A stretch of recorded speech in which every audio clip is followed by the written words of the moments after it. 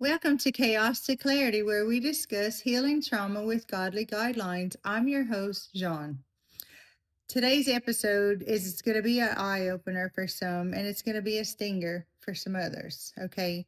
It is on addiction, but the subtitle is family dysfunction.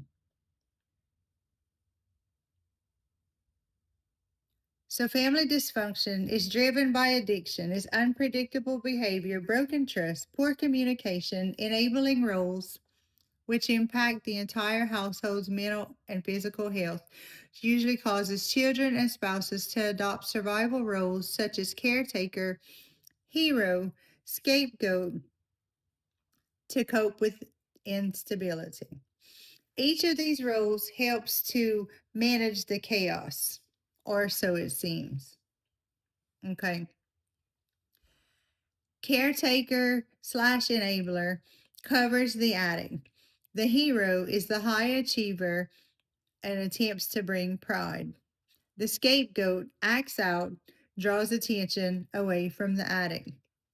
The lost child is quiet and withdrawn, and the mascot uses humor to reduce tension.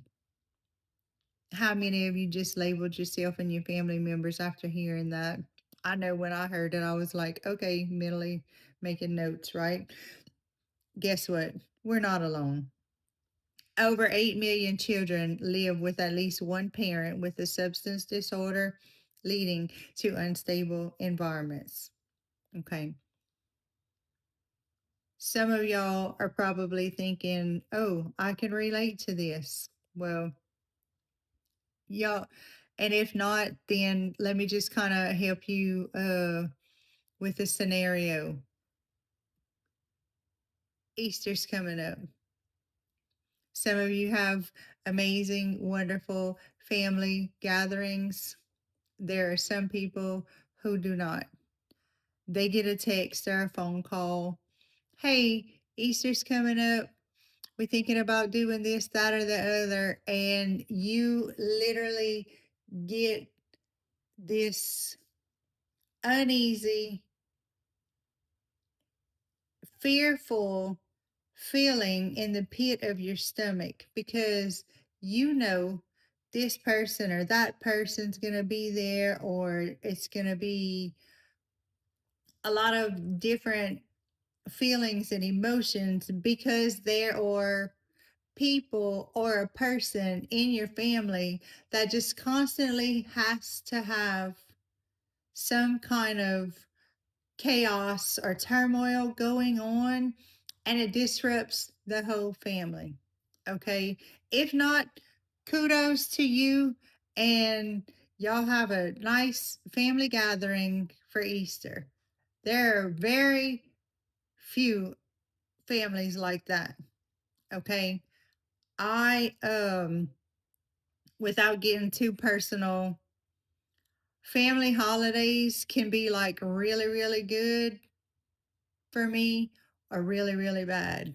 Okay. Just because of some of the things that transpire. And,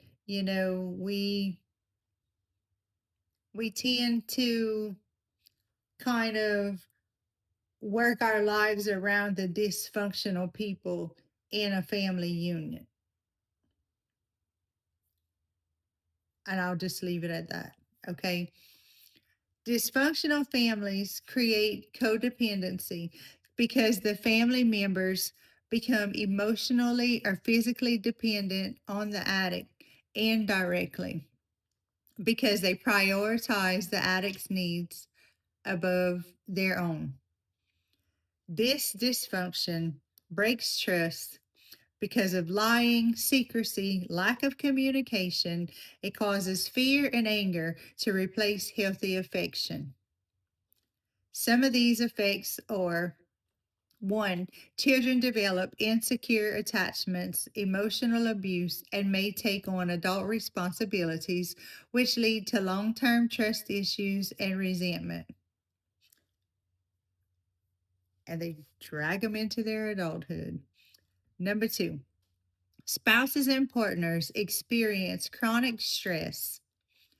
financial ruin, and increased risk of divorce. How many of you know people who were married and there's an addict child, or the spouse was an addict and they're not together anymore? Okay. Number three, physical and mental health. Relatives often suffer from trauma, anxiety, and depression due to the unpredictability of the addict's behavior.